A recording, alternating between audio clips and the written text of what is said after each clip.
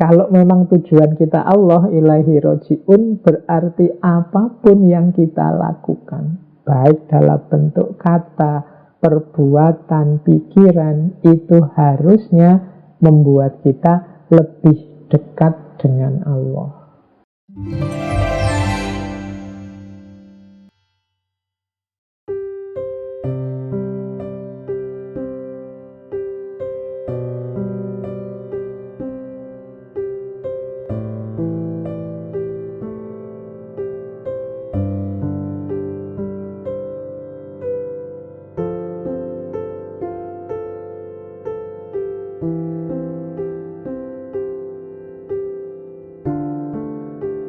Jadi, semoga kita tidak lupa hakikat kehadiran kita di muka bumi ini adalah lillahi wa ilaihi roji'un. Sesungguhnya kita ini dulu asalnya dari Allah, kehadiran kita diridhoi oleh Allah, tapi mengemban misi untuk kembali lagi kepada Allah.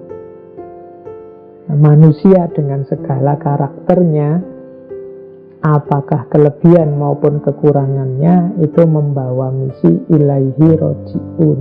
Maka semangat muhasabah adalah semangat menilai rute perjalanan kita. Apakah memang rute kita ini sudah lurus ilaihi roji'un? Ibaratnya GPS-nya ini sudah benar enggak, kita ini arahnya nanti akhirnya Allah, atau jangan-jangan kita sudah melenceng jauh, atau jangan-jangan kita selama ini mandek saja, enggak berkembang-berkembang. Nah, jadi bahan kedua untuk muhasabah, ayo dicek perjalanan kita ilaihi roji'un yang benar apa enggak. Semua yang kita lakukan, kalau ini ilaihi roji'un, berarti segala yang kita lakukan harusnya membuat kita lebih dekat kepada Allah. Kayak kalau teman-teman mau melakukan perjalanan, itu kan setiap waktu perjalanan bertambah, kita semakin dekat dengan tujuan. Kalau memang tujuan kita Allah ilaihi roji'un, berarti apapun yang kita lakukan, baik dalam bentuk kata, perbuatan, pikiran, itu harusnya membuat kita lebih dekat dengan Allah.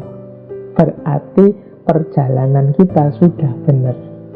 Tapi kalau perjalanan yang kita lakukan malah menjauh dari Allah atau tidak tambah dekat dengan Allah, ya berarti kita salah jalan atau mandek.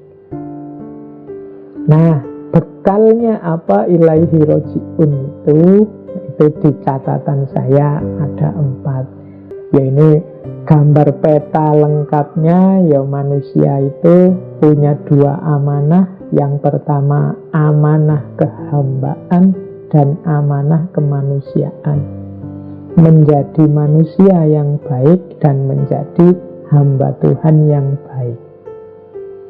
Itulah jalan ilaihi roji'un. Yang satu tidak boleh menafikan yang lain.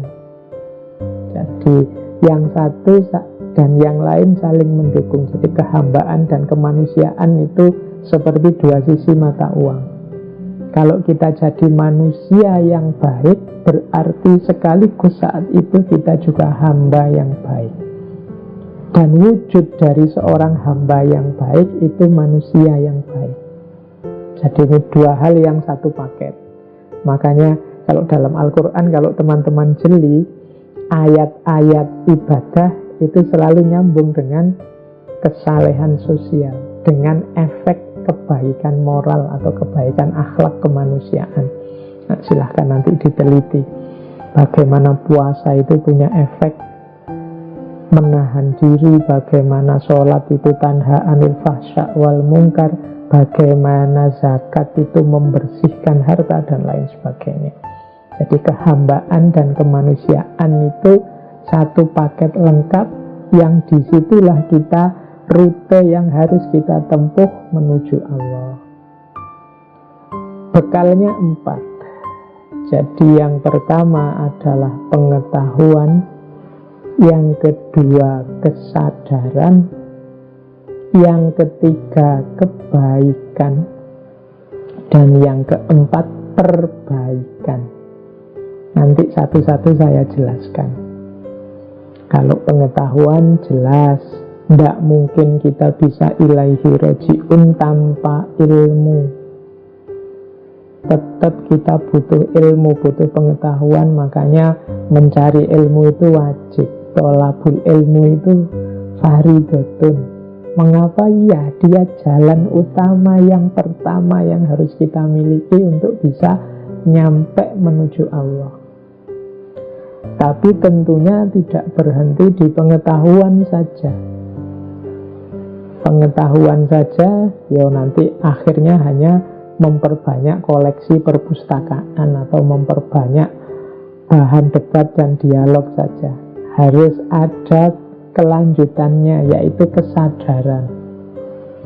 Kesadaran itu berarti kemampuan dan kemauan untuk menjalankan pengetahuan tadi. Banyak orang pinter yang tidak sadar. Itu yang membuat kadang orangnya pinter, tapi manifestasi pikiran dan perbuatannya tidak relevan dengan ketinggian ilmunya. Berarti dia kehilangan aspek kesadaran. Jadi banyak yang ilmunya tinggi tapi tidak sadar, maka ilmu itu hanya nyampe di mungkin mimbar-mimbar diskusinya, tapi kelakuannya tiap hari tidak berubah. Maka setelah ada pengetahuan, butuh kesadaran. Saya definisikan tadi, kesadaran itu kemauan dan kemampuan untuk menjalani. Kemudian setelah sadar, ya kebaikan ini saya terjemahkan ringkas dari amal soleh. Jadi disinilah manifestasi fisik, manifestasi nyata dari pengetahuan dan kesadaran kita. Jadi ya tahu, ya mau, dan akhirnya dijalankan beneran. Nah, ini 3 level pertama: pengetahuan, kesadaran, kebaikan. Nah, yang keempat, ini karena kita tahu bahwa hidup kita ini tidak sempurna, kita ini banyak kekurangan-kekurangan, kita ini banyak kelemahan-kelemahan, maka pengetahuan dan kebaikan yang kita jalani juga sifatnya selalu perlu diperbaiki. Jadi selalu perlu ditingkatkan lagi. Maka ada unsur yang keempat, yaitu perbaikan. Jadi perbaikan ini maksudnya berarti ya kita tidak berhenti merasa diri kita sudah tahu dan sudah benar, baik dalam pikiran maupun perbuatan, tapi kita juga sadar bahwa kita ini perlu ditingkatkan lagi, perlu lebih baik lagi, lebih baik lagi. Makanya di situ yang keempat saya tulis perbaikan. Jadi pengetahuan, kesadaran, kebaikan, dan perbaikan. Ini jalan kita ilaihi roji'un. Baik, saya lanjutkan lagi. Ini yang pertama tentang pengetahuan. Saya tahu hari ini problem kita untuk pengetahuan bukan kita ini tidak tahu atau kurang pengetahuan, tapi kita ini hari ini diserbu oleh gelombang pengetahuan yang tidak ada habis-habisnya. Tiap hari kita berhadapan dengan medsos, dengan laptop, dengan HP, bahkan forum-forum kajian semacam ini sepanjang pandemi ini saya kira sudah jumlahnya ribuan. Nah, gelombang pengetahuan yang luar biasa menyerbu kita. Maka menurut saya penting hari ini kita introspeksi dengan ini saya bawa kategori-kategorinya Imam Ghazali dari Ihya. Jadi mari kita filter pengetahuan, mari kita filter wawasan keilmuan yang menghampiri kita. Imam Ghazali punya kategori ilmu itu ada kalanya mahmudah, ada kalanya mazmumah. Jadi pengetahuan atau ilmu itu punya kategori mahmudah, punya kategori mazmumah. Mahmudah itu berarti terpuji, mazmumah itu tercela. Terpuji atau tercela itu bisa karena isinya, bisa karena prosesnya, bisa karena hasil atau efeknya. Jadi kalau Imam Ghazali menjelaskan yang isinya mazmumah itu jenis-jenis ilmu yang merusak. Imam Ghazali mencontohkan ilmu sejenis ilmu sihir, ilmu santet, dan yang seperti itu. Mungkin hari ini termasuk ilmu-ilmu yang mungkin untuk menipu orang, membuat hoax, membuat berita palsu, dan lain-lain. Itu perlu kita beri kategori ilmu yang mazmumah. Kita tidak perlu ngerti yang seperti itu. Kita kejar saja yang mahmudah. Ada juga sebenarnya ilmunya mahmudah, tapi proses kita mencari atau proses kita menyampaikannya tercela.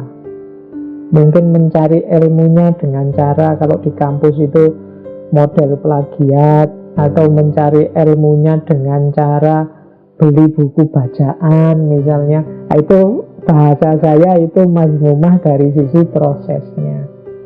Hati-hati, nanti jangan sampai ilmunya tidak barokah dari situ.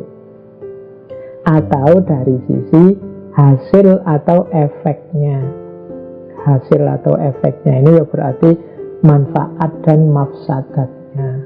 Ilmunya benar, prosesnya benar, tapi ternyata kurang manfaat. Isinya malah merusak. Mungkin penggunaannya tidak tepat. Nah, di situ ada kategori-kategori. Ini saya bahasa Indonesiakan dari Ihya itu. Ada ilmu itu yang diyakini saja, ada yang harus dipahami, ada yang perlu dijalani, atau ilmu untuk dihindari.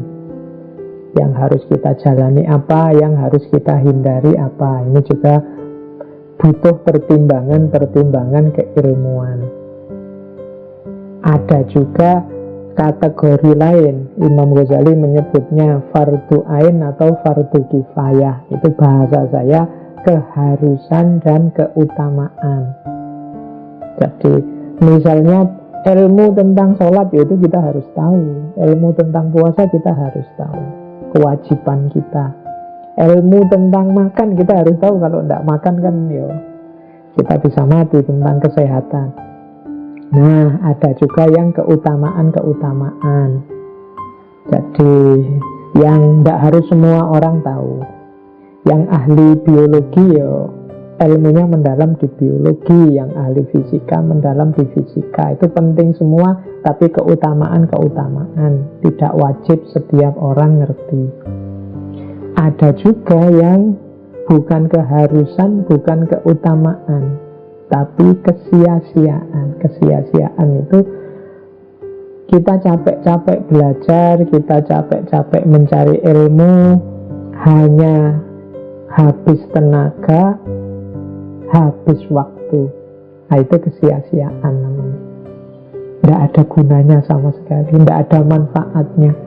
Capek-capek lihat debat, lihat diskusi, lihat TV, tapi kok hasilnya apa? Tidak tahu. Malah tambah sumpek, tambah rusak. Itu kesia-siaan. Jadi itu 3 kategori keilmuan versinya Imam Ghazali. Jadi ada yang fardu ain, ada fardu kifayah. Nah, yang terakhir, kalau ini kita mesti ngerti ya, manfaat dan mafsadat. Ilmu itu membawa kebaikan ataukah membawa kerusakan. Ini juga bisa tergantung isinya, bisa tergantung prosesnya. Ada ilmunya baik, tapi digunakan untuk yang jelek-jelek, untuk yang merusak-merusak, ada juga begitu. Oke, atau Pak ini ilmunya, isinya sebenarnya merusak kok Pak, saya hanya ingin tahu saja, tidak ada gunanya apa-apa. Jangan-jangan itu hanya buang waktu saja. Kalau memang begitu, jatuhnya nanti kesia-siaan. Nah, kita sendiri yang ngukur. Nah, muhasabah bidang pengetahuan ini, kita pertama-tama harus bertanya, apakah aku sudah punya ilmu tentang apa yang harusnya aku ketahui? Itu yang pertama. Setelah itu baru yang lain, yang keutamaan. Kemudian boleh ditanyakan wawasan-wawasan, upaya-upayaku menambah ilmu selama ini ada ndak sih yang jatuhnya kesia-siaan, atau jangan-jangan hanya merusak pikiranku saja. Saya suka sih ikut di grup sana itu, tapi kok setiap saya baca isinya diskusi ndak karu-karuan, merusak pikiranku saja. Nah, itu kita juga harus waspada. Karena pengetahuan yang kita masukkan dalam diri kita, itulah nanti yang jadi patokan, yang jadi standar hidup kita nanti, wujudnya akan seperti apa. Jadi kuncinya ada di pengetahuan yang masuk. Maka jangan sampai yang masuk itu hal-hal yang mazmumah. Alhamdulillah kalau mahmudah. Kita juga harus ngerti mana yang diyakini, mana yang untuk dipahami, mana yang untuk dijalani, dan mana yang untuk dihindari. Yang dihindari pun kita harus tahu, karena jangan sampai harusnya kita hindari tapi malah kita jalani, harusnya kita jalani kita hindari. Ada yang cukup diyakini, tapi ada yang perlu dipahami. Dipahami berarti difikirkan secara mendalam. Ada ilmu khususnya, tapi ada juga bagian pengetahuan yang cukup diketahui saja. Nah, jadi ayo level muhasabah untuk pengetahuan, kita tengok isi pikiran kita selama ini. Kalau ada yang hanya sia-sia, tidak ada gunanya, apalagi yang mafsadat, atau ada yang mazmumah, mari secara sengaja kita sisihkan dari isi kepala kita. Atau kita menghindar dari situasi yang menyebabkan kita menyerap informasi yang mazmumah, atau pengetahuan yang mafsadat, atau aktivitas ilmu yang sia-sia. Hanya habis biaya, habis tenaga, habis kuota, tapi tidak ada manfaatnya. Jadi ini level muhasabah yang pertama. Tadi kan bekalnya menuju Allah itu yang pertama ilmu atau pengetahuan. Maka ayo kita muhasabai aspek pengetahuan kita sudah benar apa enggak. Kalau pengetahuannya sudah keliru, sudah mazmumah, apalagi mafsadat, kemungkinan nanti pengetahuan ini justru akan membawa kita semakin jauh dari Allah. Kita tidak jadi ilaihi roji'un. Ini yang pertama, step pertama, pengetahuan. Kita lanjutkan ke step kedua, kesadaran. Nah, kalau kesadaran ini hubungannya dengan kemauan kita untuk menjalani apa yang kita ambil dari pengetahuan. Nah, kesadaran itu saya bagi 3. Jadi kalau pengetahuan itu bahannya, kesadaran ini wadahnya. Ada isi, ada bentuk, ada manifestasi. Silahkan dilihat gambarnya itu. Jadi mari membangun kesadaran. Ayo kita tengok diri kita, kesadaran kita itu isinya seperti apa, bentuknya apa, manifestasinya bagaimana. Kita bahas pertama ya, isi. Ini saya membedakan isinya kesadaran itu bisa 3. Yang pertama basyariyah, yang kedua insaniyah, yang ketiga ilahiyah. Kalau ada yang tanya, Pak, kadang-kadang kan ada Pak orang jahatnya luar biasa. Itu apalah tidak masuk juga di situ kesadaran hayawaniyah misalnya, enggak. Kalau ada hayawaniyah itu dalam bahasa saya sebenarnya dia belum sadar. Kalau ini sudah sadar. Cuma ada kategori-kategorinya. Jadi yang pertama isi ya, saya jelaskan satu-satu. Kesadaran basyariyah itu kesadaran pemenuhan kebutuhan kemanusiaan fisikal saja. Itu basyar. Jadi kebutuhan makan, kebutuhan minum, kebutuhan berhubungan dengan orang lain, kebutuhan untuk menikah, kebutuhan yang fitri-fitri, fitrah-fitrah kemanusiaan itu kebutuhan basyariyah. Nah, tidak salah orang punya kesadaran basyariyah, tapi tidak boleh melampaui batas. Jadi kalau melampaui batas jadinya negatif. Makan itu bagus, kurang makan atau kebanyakan makan jelek. Jadi menikah itu utama, seks itu bagus, tapi berlebihan di situ atau kekurangan di situ itu negatif. Jadi ini kesadaran basyariyah. Orang tidak boleh berhenti di situ saja harusnya, tapi itu harus dilewati basyariyah itu. Tidak boleh orang, Pak, saya demi hidup untuk Allah saja saya tidak menikah, Pak, atau saya tak puasa terus, Pak, atau saya tak sholat malam terus, Pak. Tidak manusiawi. Kalau tidak manusiawi, bahkan oleh Rasulullah dimarahi.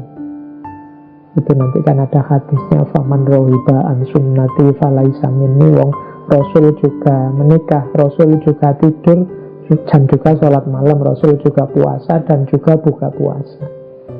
Jadi ini kesadaran basyariyah, dipenuhi secukupnya dan jangan berhenti di situ.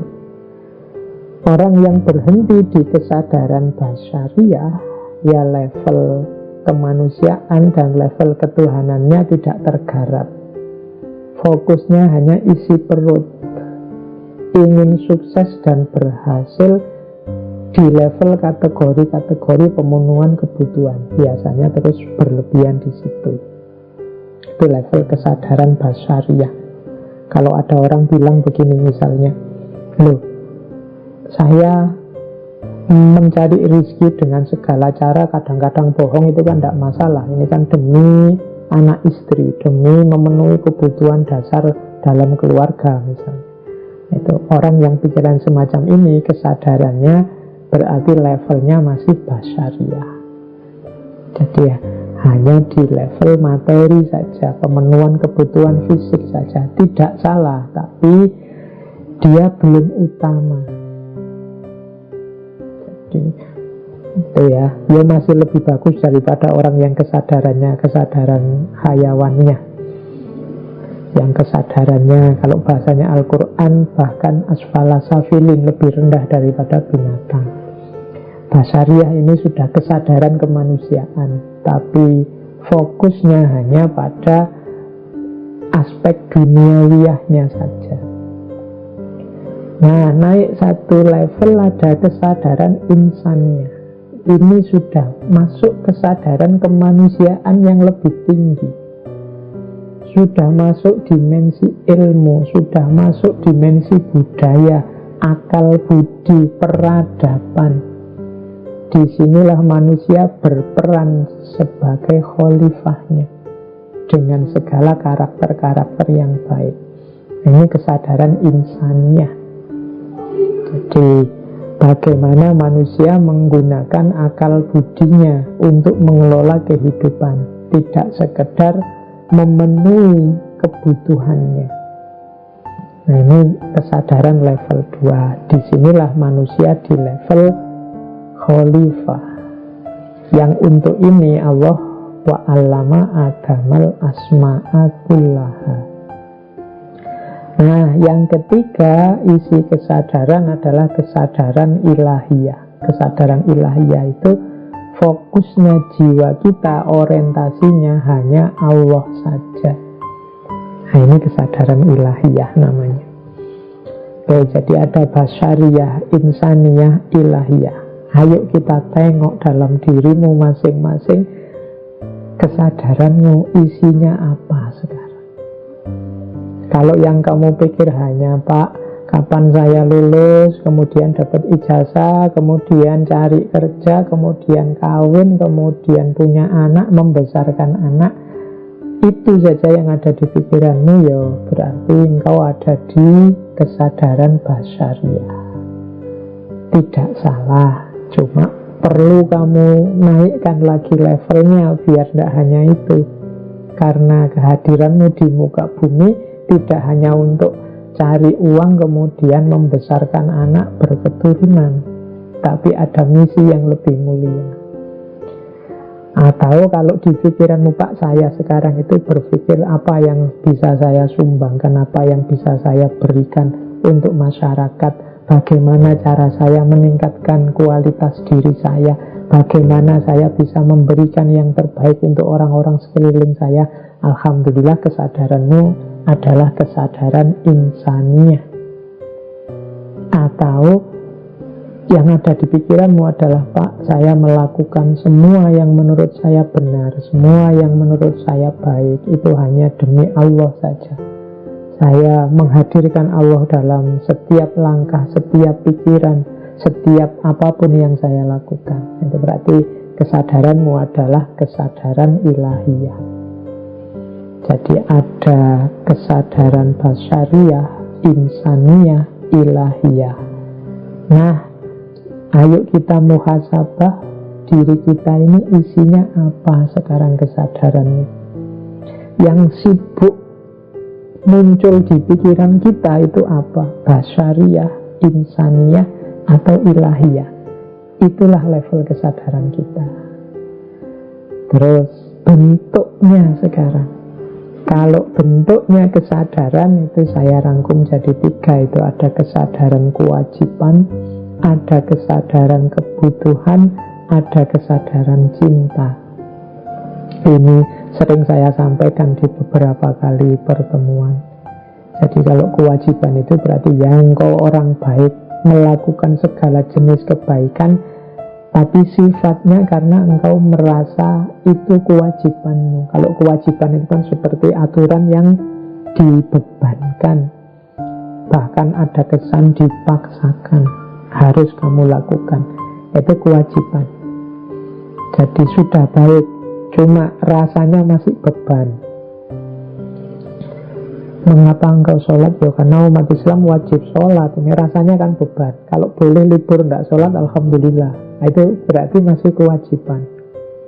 Kok mau puasa 1 bulan? Ya orang Islam ya wajib. Tidak salah bahwa orang Islam itu wajib, tapi kalau berhenti hanya di kewajiban, ya rasanya puasa itu beban. Nah, sudah benar kewajiban, tapi ada yang lebih tinggi, yaitu kebutuhan. Jadi kalau kewajiban itu kan seolah-olah yang butuh bukan saya sholat ini wajib, kalau boleh saya tidak sholat, karena tidak merasa butuh terhadap sholat. Maka ada yang lebih tinggi, yaitu kebutuhan. Saya sholat, Pak, sebagai manusia saya butuh sholat, ingin hati saya tenang.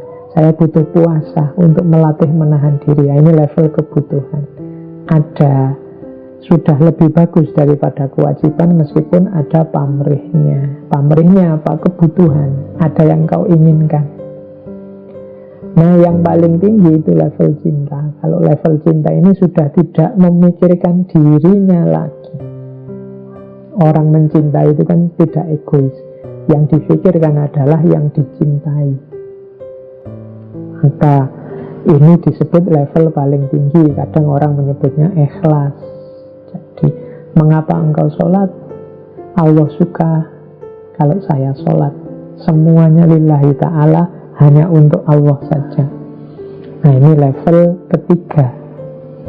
Jadi kesadaran kita tadi yang basyariyah, insaniyah, ilahiyah itu ada di level kewajiban, ataukah level kebutuhan, ataukah level cinta. Mari kita muhasabai. Kalau kita merasa semua ini beban dalam hidup kita, berarti levelnya masih kewajiban. Kalau kita masih punya banyak pamrih-pamrih yang lain selain Allah, selain lillahi ta'ala, levelnya kebutuhan.